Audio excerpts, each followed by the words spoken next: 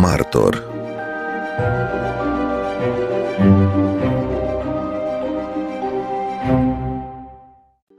Iunie 2025, violonistul Alexandru Tomescu a cântat în Capela Sixtină la Vatican Bach și balada lui Ciprian Porumbescu în prezența Papei Leon al XIV-lea în cadrul unui eveniment solemn în memoria cardinalului Iuliu Hosu. Alexandru Tomescu, cum a fost această experiență?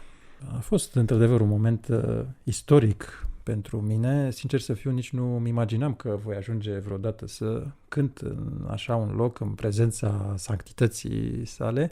A fost, cum să spun, ca un vis așa, pentru că totul s-a petrecut într-un timp extrem de scurt. Am primit invitația de la domnul Silviu Wexler cu doar câteva zile înainte și până să mă dezmeticesc bine, deja era și în Capela Sixtină. Deja, da, se terminase totul. Prima dată ați cântat acolo, îmi imaginez.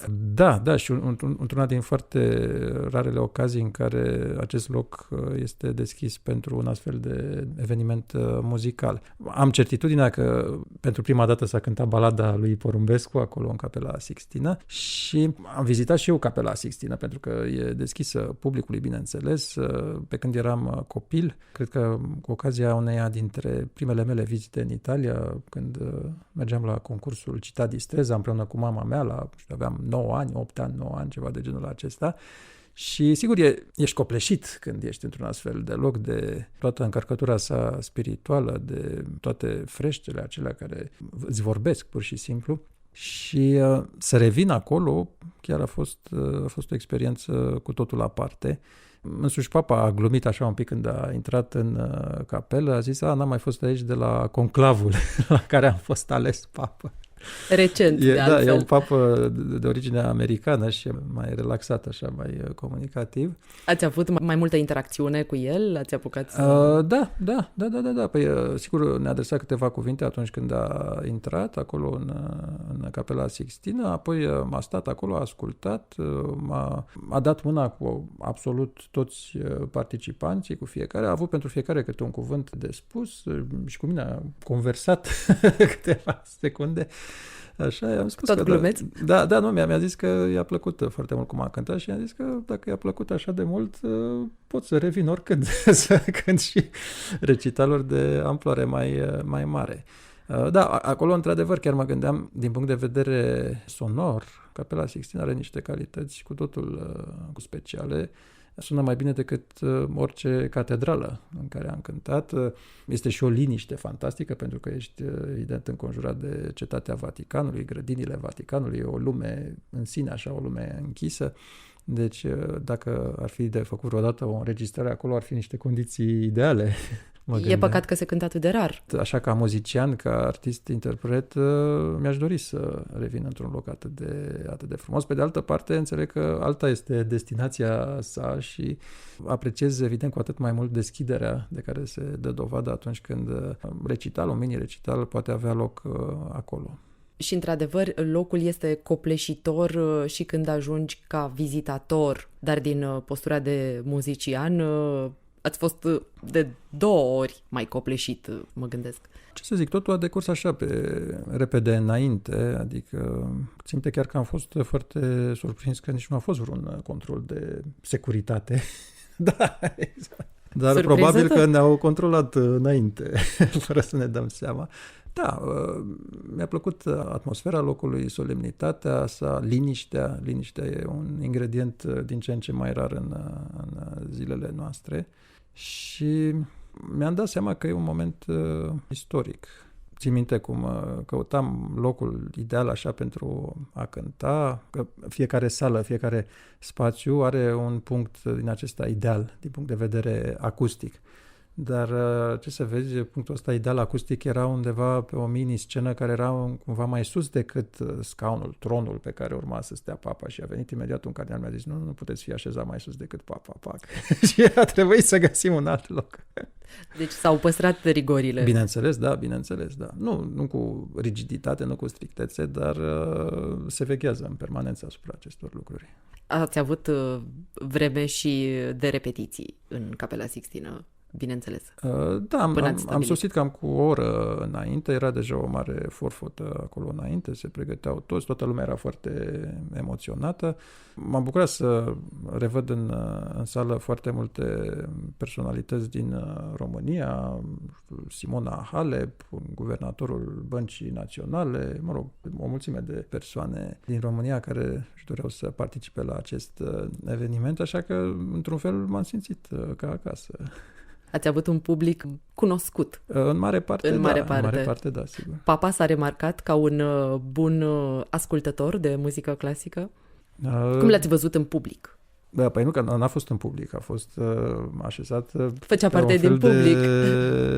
Scenă, un fel de stradă, ca să spun așa, pe un tron, cel mai mare scaun din toată încăperea, dar a ascultat. Avea în stânga și în dreapta așezați cardinalii lui, nu știu, sfătuitorii lui, și chiar mă gândeam, uite, după discursul papei urmează balada de Porumbescu, nu? Și toată lumea, inclusiv papa, stau să asculte balada lui Ciprian Porumbescu. E o chestie.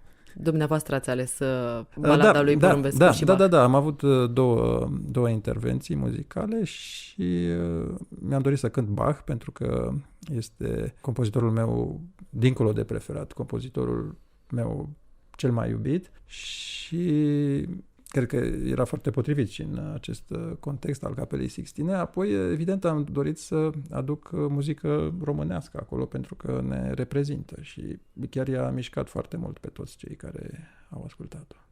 Și de ce v-ați oprit la Ciprian Porumbescu pentru partea de muzică românească? Sigur, sunt o mulțime de opțiuni de muzică românească. Cele pentru vioară solo nu sunt chiar așa de numeroase, dar între toate aceste lucrări românești este una singură care este așa, vorbește direct oricărui persoane o ascultă. Am cântat-o în foarte multe locuri, foarte multe spații neconvenționale, nu știu, inclusiv la tabăra de bază a muntelui Everest în Himalaya, și peste tot s-a făcut liniște. Indiferent cât de agitați, de grăbiți erau oamenii, balada de Porumbescu îi face să stea puțin și să se gândească. V-a spus ceva după recital, Papa Leon al XIV-lea, despre muzica pe care a ascultat-o? Da, mi-a zis că a apreciat, i-a zis că i-a plăcut foarte mult, în special balada.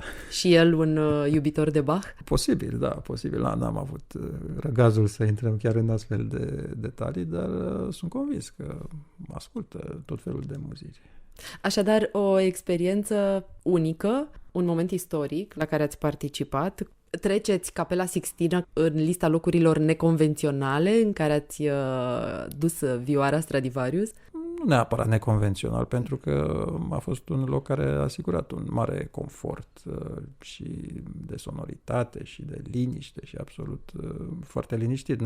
Când eram, nu știu, în stația de metrou și zângăneau metrourile pe lângă mine sau la Everest și trepidau turiștii că vreau să-și facă selfie cu panoul respectiv, erau alte condiții, eram în aer liber. Dar în Capela Sixtină nu neapărat neconvențional, ci un loc cu o încărcătură spirituală aparte, fără îndoială, și mă simt foarte privilegiat că am avut ocazia să cânt fie și câteva minute acolo, în public, și m-am putut bucura de sonoritățile Capelei Sixtine cam jumătate de oră, 45 de minute înainte, deci să pot să cânt acolo, să mă bucur de toate reverberațiile acelui spațiu absolut uluitor. Oare să fie până acum cel mai bun loc unde ați cântat, cel mai important loc unde ați cântat?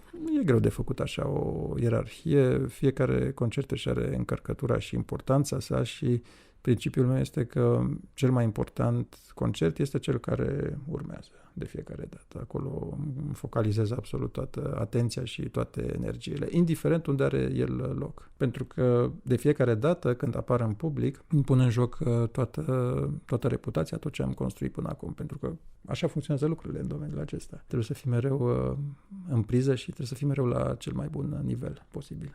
Indiferent cine e în public. Exact. Da. În timpul recitalului trageați cu ochiul la scaunul papei? Nu, niciodată nu mă uit în Ați public. rămas concentrat pe muzica niciodată dumneavoastră? nu mă uit în public, pentru că trebuie să fiu concentrat pe ceea ce am eu de făcut, și chiar dacă în public se află Papa de la Roma, am cântat, nu știu, a fost la un moment dat o reuniune NATO la București, erau vreo 10-15 președinți de stat în sală, inclusiv președintele Americii, al Rusiei și așa mai departe. Dar atunci ei se uită la noi pe scenă, nu invers.